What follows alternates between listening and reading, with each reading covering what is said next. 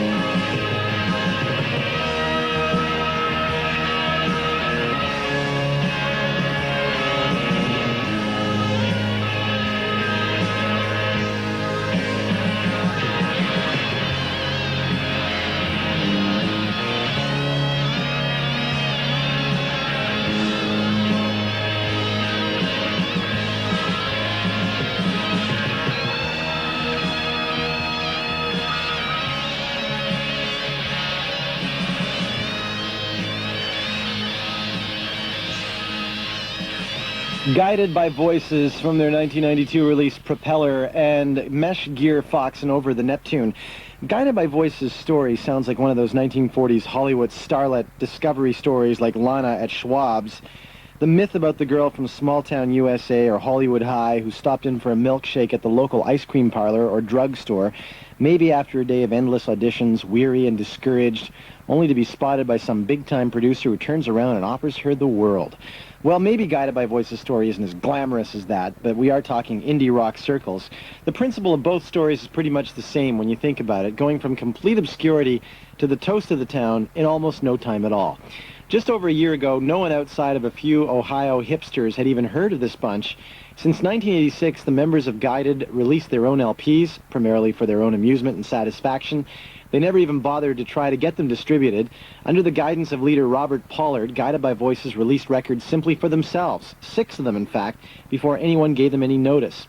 Over the period of those first 6 albums, the band was all over the map in terms of forms of music, some psychedelia, some fractured folk, bizarro pop, even some hard rock edges, all of it with echoes of Syd Barrett, Alex Chilton, and Brian Wilson, perhaps consciously added, perhaps not.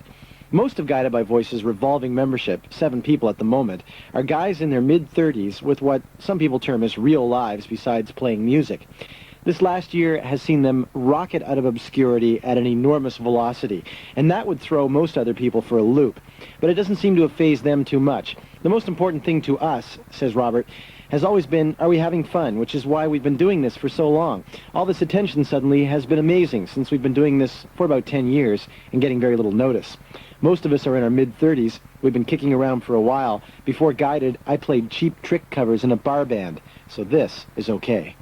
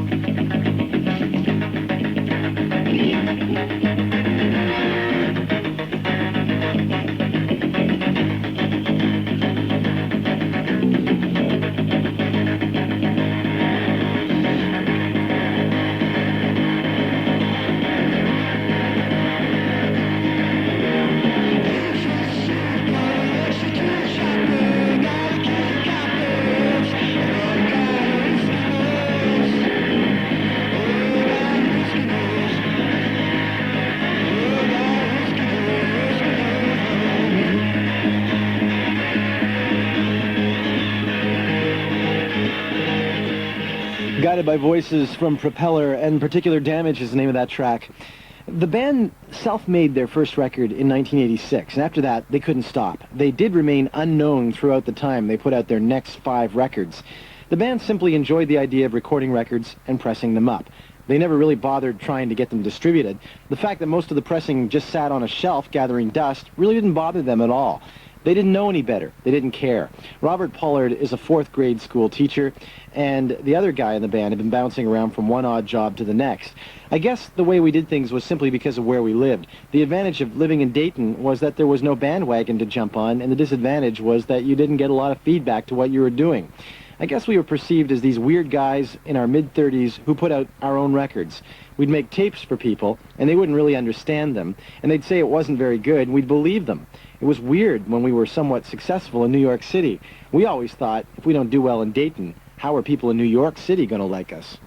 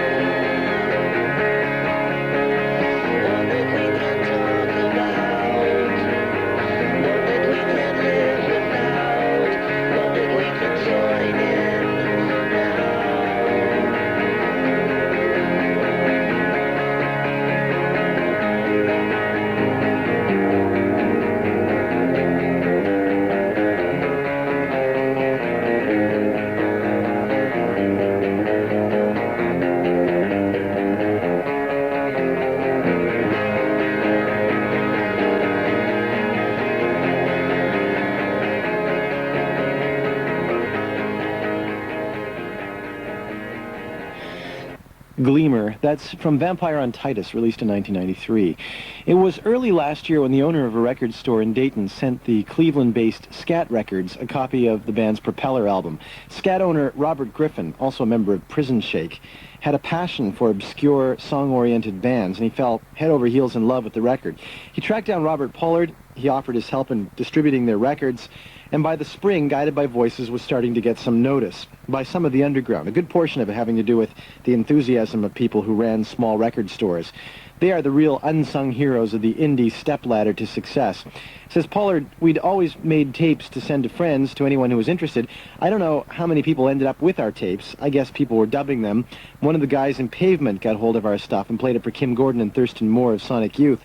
Apparently Thurston really liked the album we did in '87, Devil Between My Toes. And eventually Robert from Scat decided to sign us, and we recorded Vampire on Titus for him. Bob, would you and Living Praise Choir lead us in To God Be the Glory?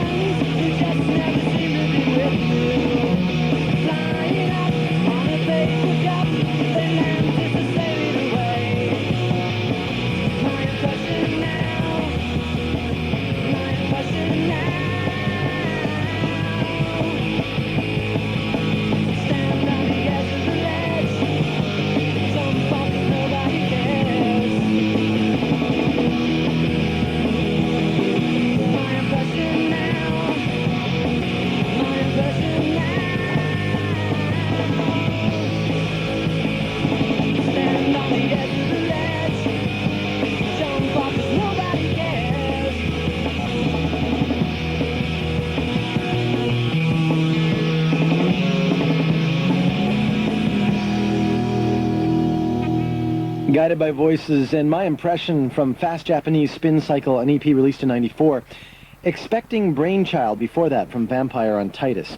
With the release of Vampire, which also includes the Propeller record on a single CD, the life of Guided by Voices started to change. Critics were hailing the band as obscure geniuses, and because America loves a good fairy tale, the fact that the band had been around forever and remained unknown sweetened the pot even more. They were invited to play last summer's new music seminar at CBGB's. It was to be their first live show in almost 5 years. By this point, the band had turned into a buzzword around indie circles, and by showtime, the club was filled to capacity. Says Pollard, it was certainly the biggest show we had ever done. I think everyone expected us to be this strange little group because we're usually pretty weird on vinyl. But we played a straight set of like 18 rocking 2-minute songs with hardly a pause in between. It went really well. Afterwards, people like Mark Eybold from Pavement and Mike D of the Beastie Boys came back and talked to us. It was weird. I met people from some of my favorite bands who were coming up to me. Everett True came by and did an interview for Melody Maker. We used to pretend about all this stuff, pretend to do interviews and photo spreads, and then all of a sudden, it was actually happening.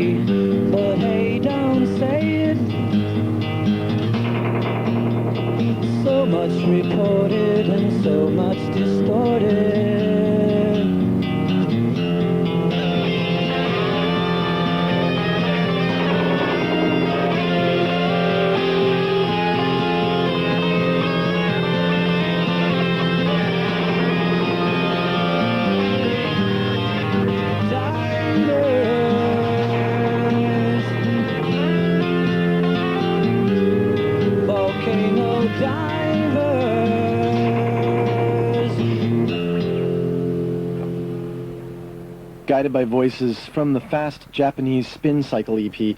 And Volcano Divers is that track. Before that, Grandfather Westinghouse from Clown Prince of the Menthol Trailer. Guided by Voices' early history begins in 1980. Robert Pollard, vocalist and principal songwriter, formed a heavy metal band in Dayton, Ohio called Anu Crucis. High school buddies Mitch Mitchell and Kevin Sennell were involved. playing a mix of covers and originals. They did pretty well with the headbanging set around town. Mitch says we played different heavy metal bands, 4 sets, 2 nights a week. It was fun, but it was pretty rough on Bob because he had to scream for 2 or 3 hours and then drink whiskey and take penicillin pills so his voice would be ready for the next night's show.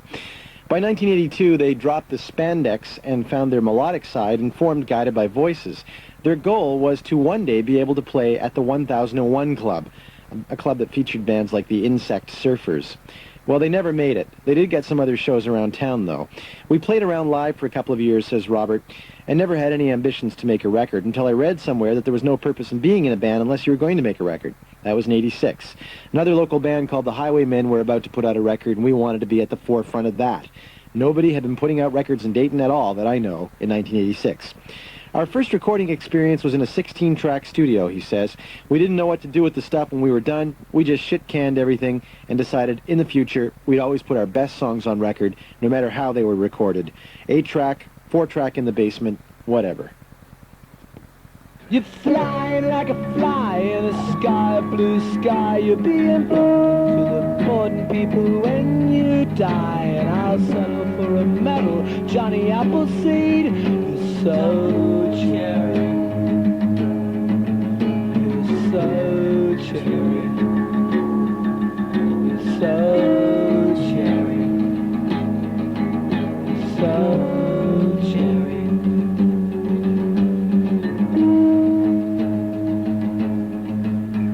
You're a breath of insulation in my draftic attic brain. And you're sweeter than the sweet cream ladies buzzed on sugar cane. And so the vultures are migrating to a nastier migraine. You're so cherry. You're so cherry.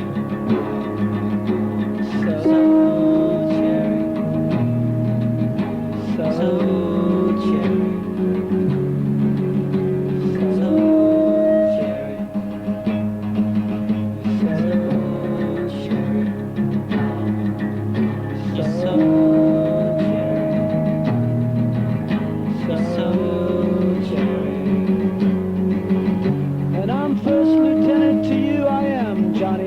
Seed, you're so cherry,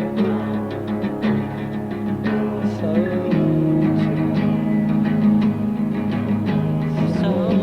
cherry,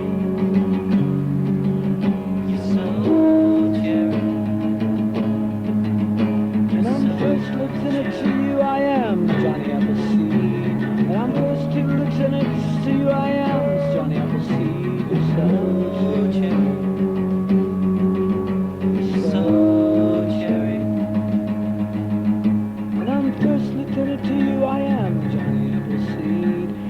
First lieutenant to you, I am Johnny Appleseed. So cherry, so cherry. Johnny Appleseed, Guided by Voices from Clown Prince of the Menthol Trailer, an EP released in 1984. Part of Guided by Voices' success has to do with that style of recording and that approach to music, which has been gaining momentum in the last couple of years, referred to as the lo-fi revolution. It's a cry against huge, expensive, huge sound that Sony bands look for when they enter the studio. Says Pollard, it's great that so many bands like Sebadoh are getting so much attention. We've been doing that same sort of thing for years, getting ideas onto tape no matter how bizarre or fragmented. People are getting more and more into the low-tech recording thing. Sure, you can save up a bunch of money and go into a big studio, or you can invest in a 4-track or 8-track and do everything yourself. Sometimes ideas flow while you're in the living room. It's nice to have something right there to get it down on. We've purposely made our new record fragmented and weird, kind of like an album of Who or Beatles outtakes. Maybe bands like us and Sebadoh, the Grifters, Tall Dwarves can spearhead a low-tech revolution in the music industry.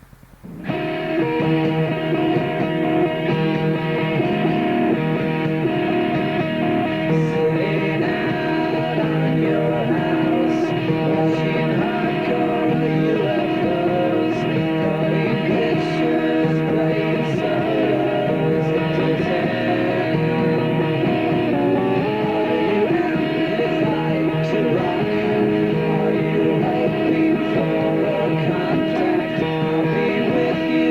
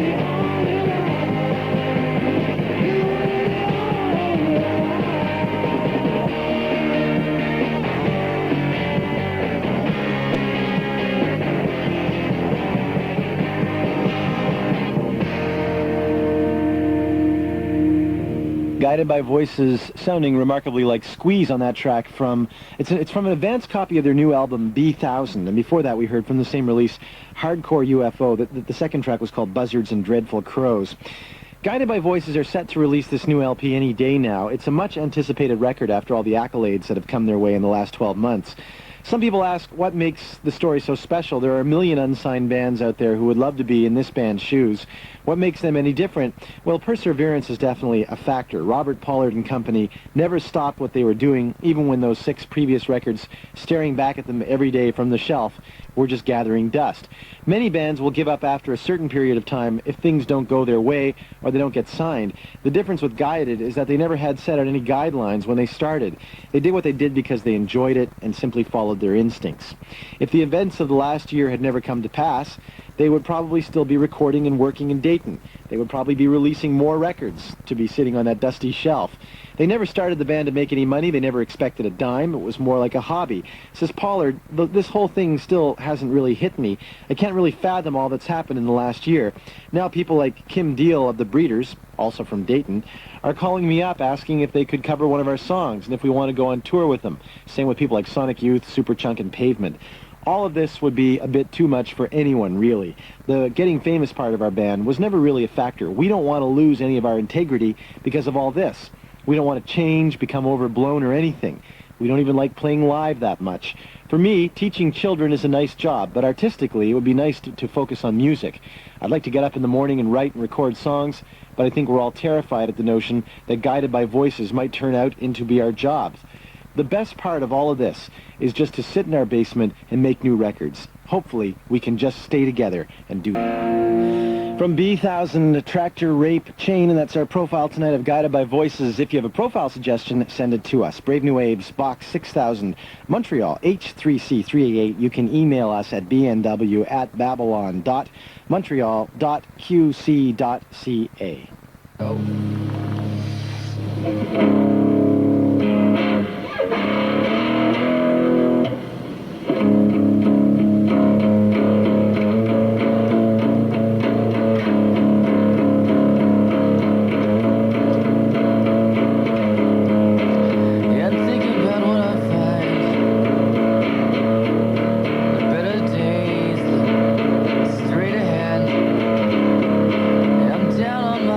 Sometimes